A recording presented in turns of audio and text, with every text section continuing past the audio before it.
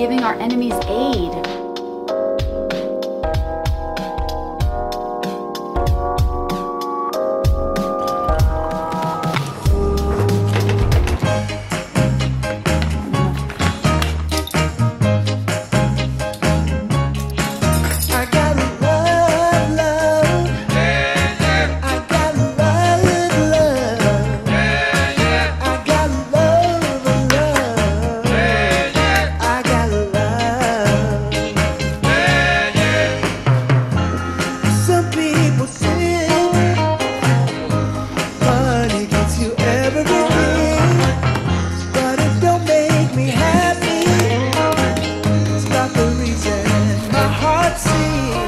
While the dough is waiting, we're gonna hang up this laundry, and the big things like this towel and this towel we hang up outside.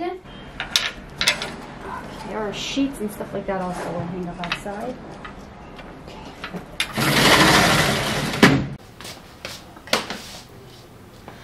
So the first feeling that I have, sounds crazy, I know. Gratitude. Now, this doesn't negate the sadness, and there's so much sadness and so much pain and injured and people losing their loved ones. Gratitude is for the position that we're in now, that our eyes are awoken to the fact that we have enemies and we're defeating them and we're fighting them. And there's this expression that people use in Israel, which is you're stuck on October 6th. You have conceptions and you're still in the mindset of October 6th. Someone told me that she heard this parable to, God forbid, someone who discovers that they have cancer. Now, once they discover that, it's really not pleasant. There's, at a national level, you know, it's really, really not pleasant what we're going through. They have to go through chemo and through all these treatments, and it's really, really hard. But he's aware of his situation. He's aware that he has cancer and he's fighting it, and that's kind of what we had. I'm not saying that people behind the scenes didn't know that we have enemies. Of course they did, but there are many, and we have to take care of them. We can't just, you know, try to manage them and to continue to, you know, build walls against ourselves and protection against ourselves. And also, I'm just grateful to be part of this amazing generation of people, of young heroes. Our forefathers prayed to be in Israel, to be in a time of redemption. The second thought I have is about trust versus distrust. I choose to be in a place where I trust the officials. A lot of times, like, why are we not going in sooner? Why are we not invading Lebanon sooner? Why are we giving our enemies aid? And, you know, each person, if you're right winger or left winger, you have different questions. Like, a left winger could say, why are we not, you know, doing the deal with Hamas to get our people back? Don't you want kidnap people back home with their home? Don't you care? It's about being in a place where the people that are running the show, they know behind the scenes, they know what's going on. There's also a lot of surprises. We didn't know there was going to be this crazy beeper operation where Hezbollah officials are injured or killed or all these things. So we have to trust what our politicians are doing and trust what our army people are doing. Hey, so the baby just woke up. So we have his oatmeal prepared with some banana and applesauce. And yummy. I find this to be so exciting to give them solids. It's such a fun time. Of course, it's easier to just nurse them, but it's cool that they start eating. Oh, excuse me. Very messy, very messy. The nurse told me that it's considered a full meal if he eats about 150 cc. He just started about a week ago starting solid, so we're taking it very slowly, and we're going with what he wants. If he wants more, I give him more. If he wants less, we stop and then we go nurse. Okay, so the dough has risen. It took about maybe an hour or two, and okay, so we're gonna start. Wow. Whoa.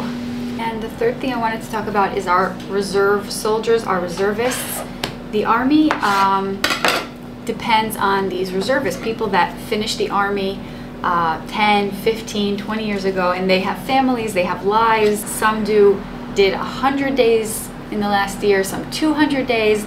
I joked with a friend of mine. I said, wow, you and your husband, you know, you're doing so many Miluim days, like your husband's away for so long. She said, look, we're not in the 200s, we're only in the 100s. So another friend of mine checked how many days her and her husband did, and it came out to like 249 days. So these are people that deserve so much credit for what they're doing.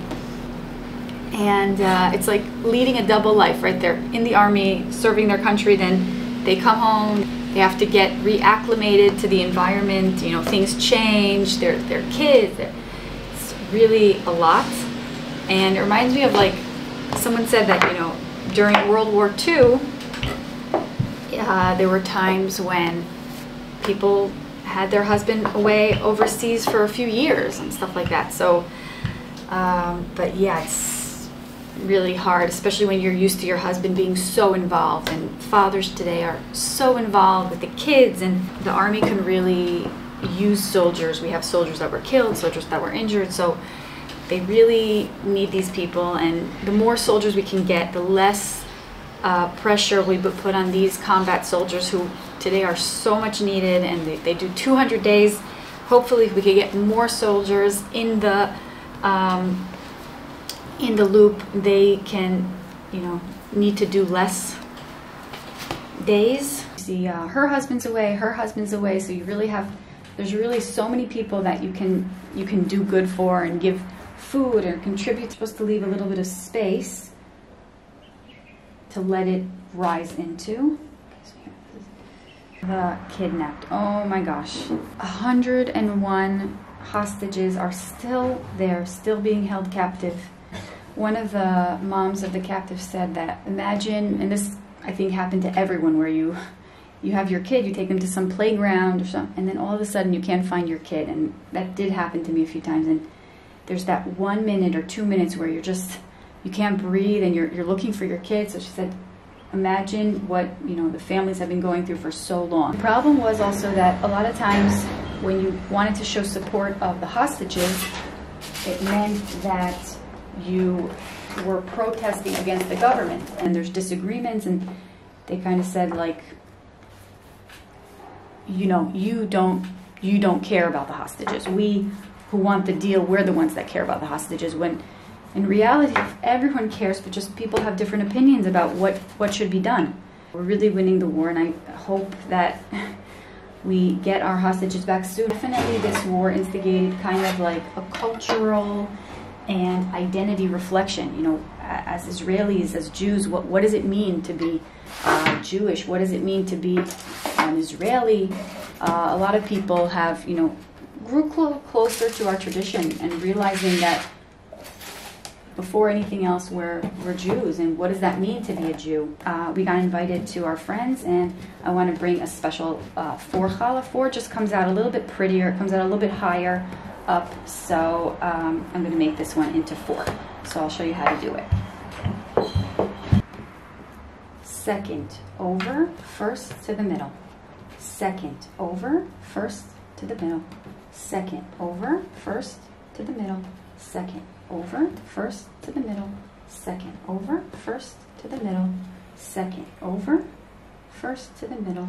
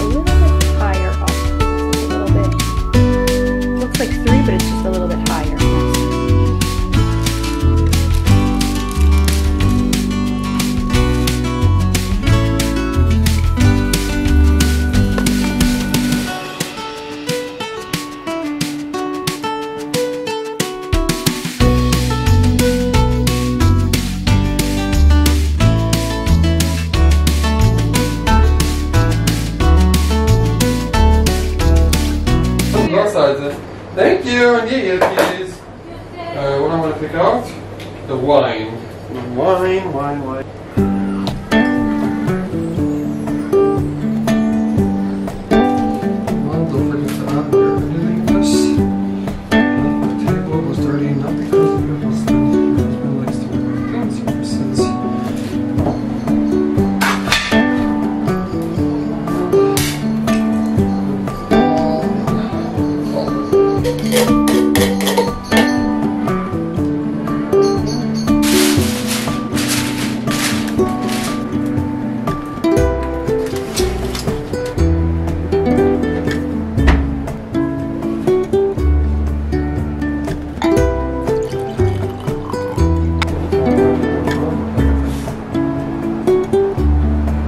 Cheers, Tamar.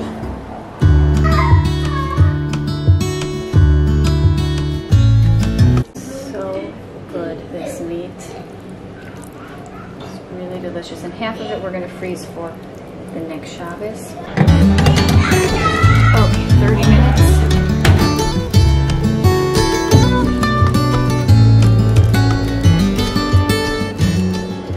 Chicken, meat, and extra meat. Mommy, are you gonna go to sleep? Is it time to go to sleep already?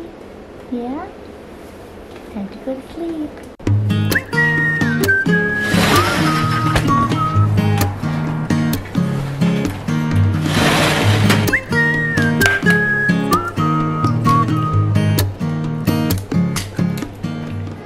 I usually don't make a dessert, but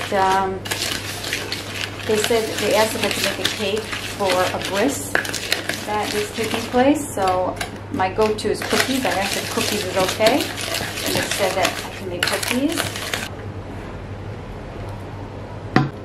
One baking soda, tiny bit of baking powder.